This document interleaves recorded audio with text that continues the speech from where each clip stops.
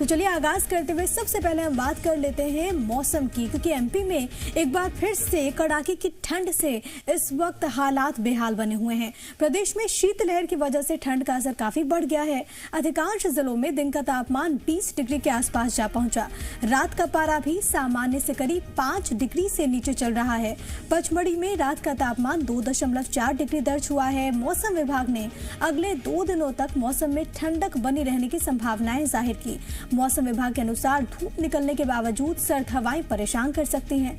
मौसम विभाग ने सागर, शिवनी, बालाघाट, जबलपुर, उमरिया, बैतूल, भोपाल, धार, इंदौर, खंडवा, खरगोन और ऊना में अगले 2 दिन तीव्र शीतलहर की संभावनाएं जाहिर की।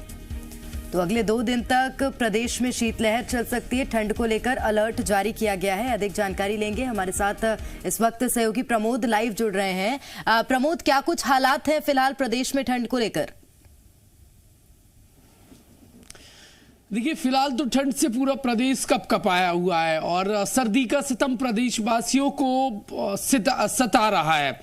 और जो सर्दी है उसने पिछले कई सालों का रिकॉर्ड तोड़ दिया है और इस बार सर्दी का सीजन 100 दिन के आसपास रहेगा।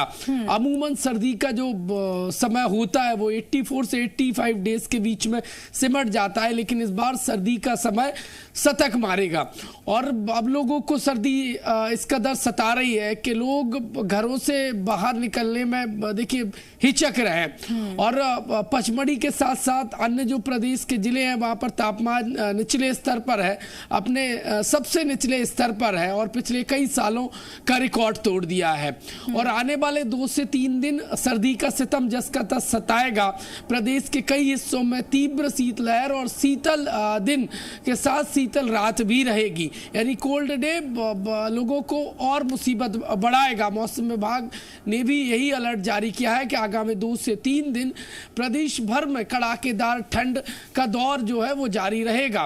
देखिए, ठंड से लोगों की मुश्किलात ना बढ़े, इसको लेकर सरकार ने कलेक्टरों को निर्देश दिए हैं कि रैन बसेरों में माकूल व्यवस्था हो। बिल्कुल, और हमने देखा भी कि बीते दिनों मुख्यमंत्री खुद निरीक्षण करने के लिए पहुंचे थे। लेकिन प्रमोद, आपके पीछे अगर हम हरियाली के उस पार देखते हैं तो घना कोहरा भी नजर आता है। और क्योंकि इस वक्त जो हालात बने हुए हैं, मौसम विभाग ने कहा है कि आने वाले वक्त में भी राहत नहीं मिलेगी। जाहिर है कि जो नेशनल हाईवेज हैं वहां पर वाहन चालकों को बहुत ज्यादा दिक्कतें आती हैं क्योंकि हादसों का खतरा बना रहता है। ऐसे में क्या एडवाइजरी वैसे लोगों के लिए जो कि एक जगह से दूसरी जगह इन हाईवेज के जरिए ट्रैवल कर रहे हैं?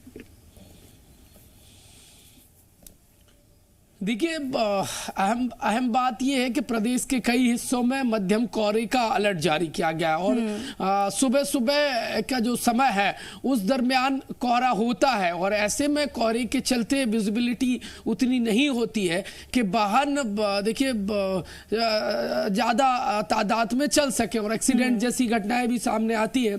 इसीलिए ट्रैफिक की तरफ से देखिए साफ निर्देश दिए गए हैं कि यदि जरूरी ना हो तो वाहनों का खासकर रात के समय और सुबह के दरमियान जो संचालन है वो कम किया जाए ताकि जो घटनाएं हैं, दुर्घटना, एक्सीडेंट है, उनको रोका जा सके। तो ये देखिए, कोहरा तो आगामी 2 दिन छाया रहेगा। प्रदेश के कई हिस्सों में कड़ाकेदार ठंड भी पड़ेगी और अब लोगों को ठंड का सितम ज्यादा ना सताए, इसको लेकर जिला प्रशासन को क्या व्यवस्था करने की दरकार है वो सरकार की तरफ से निर्देश दे दिए गए और कई जगह व्यवस्था भी कर ली गई है। अब देखिए, पिछले कई सालों का रिकॉर्ड मौसम ने तोड़ा है। सर्दी का सीजन इस बार लंबा खिंच गया है। किसान भी चिंतित हो चले हैं। किसानों को सर्दी का सितम ज्यादा सता रहा है। बिल्कुल, अब देखना ये होगा कि राहत कब तक मिलती है सर्दी से, क्योंकि अभी तो फिलहाल मौसम विभाग ने यही अलर्ट और अनुमान जारी किया है कि आगामी दिनों में लोगों को सर्दी का सितम सताएगा। बहुत शुक्रिया प्रमोद तमाम जानकारी साझा करने के लिए।